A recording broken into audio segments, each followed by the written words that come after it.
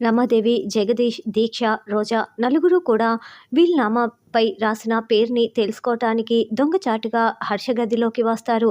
అయితే చిట్టి కనిపెట్టేసి ఇక్కడికి వాళ్ళు నలుగురు వచ్చారు అని వచ్చి చెప్పేయటంతో కర్టన్ వెనుక దాక్కున్న వాళ్ళ కాళ్ళు కనిపిస్తూ ఉండటంతో, అవును చెట్టి, నువ్వు చెప్పింది నిజమే, ఇప్పుడు ఏం చేయాలి అని చామంతి అంటుంది.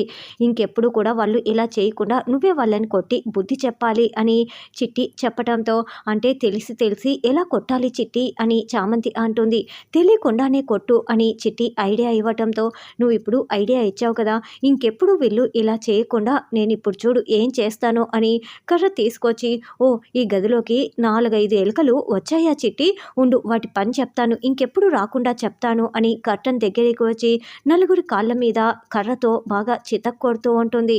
చిట్టి, ఈ 4-5 ఎలుకల్ని నేను ఇంతలా కొడుతున్నా కూడా అసలు సౌండే రావట్లేదు చిట్టి అని చామంతి అనడంతో, దీక్ష కిచకిచ కిచకిచ అంటూ ఎలక మాదిరి సౌండ్ చేస్తూ ఉంటుంది. ఆ చిట్టి, ఇప్పుడు సౌండ్ వస్తోందని చామంతి అంటే, నాకు వినపడలేదు చామ్ అని చిట్టి ఇంకా ఇంకా కావాలనే చెప్తూ ఉంటాడు. దాంతో కావాలని దీక్ష చిట్టికి కూడా వినపడేలా కిచకిచ కిచకిచ అని గట్టిగా సౌండ్ చేస్తూ ఉంటుంది. నాకిప్పుడు వినపడింది చామ్, ఇక చాలే, నువ్వు బాగా కొట్టావు కదా, అవి పారిపోయి ఉంటాయని చిట్టి చెప్తాడు. దాంతో చామంతి వాళ్ళని చూడనట్లు సెలైన్ మారుస్తున్నట్లు నటిస్తూ ఉంటే వాళ్ళ నలుగురు అక్కడి నుంచి వెళ్ళిపోతారు. థ్యాంక్ యూ చిట్టి, ఈరోజు నీ వల్లే వాళ్ళని నేను కొట్టగలిగాను, ఇంకెప్పుడు కూడా వాళ్ళు ఈ గదిలోకి రాకుండా మంచి బుద్ధి చెప్పానులే, వాళ్ళు ఖచ్చితంగా ఆ పేరు చూడ్డానికే వచ్చి ఉంటారు అని చామంతి అంటుంది. తర్వాత గుణ, త్రిపాఠి ఇద్దరు కోర్టు దగ్గర మాట్లాడుకుంటూ ఉంటారు. నీకు వ్యతిరేకంగా ఆ చామంతి కేసు వేసినంత మాత్రాన వాదించటానికి ఏ లాయరు కూడా ముందుకు రాడు.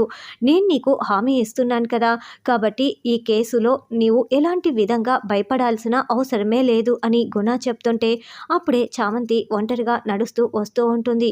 చూస్తున్నావా, ఆ చామంతి ఒంటరిగా వస్తుందంటే ఏ లాయరు ముందుకు రాలేదనే అర్థం అని గుణ, త్రిపాఠి మాట్లాడుకుంటూ చాలా సంతోషంగా చూస్తూ ఉంటే, అప్పుడే లాయర్ గెటప్లో ప్రేమ్ కారు నుంచి దిగుతూ ఉంటాడు. ప్రేమ్ జామ్ అలా కలిసి వస్తూ ఉంటే గుణ, త్రిపాఠి ఇద్దరు చాలా షాకింగ్గా చూస్తూ ఉంటారు. నేరుగా చామంతి, ప్రేమ్ ఇద్దరు కూడా కోర్టు హాలీలో కూర్చొని ఉంటారు. ఊహించిందే జరిగింది.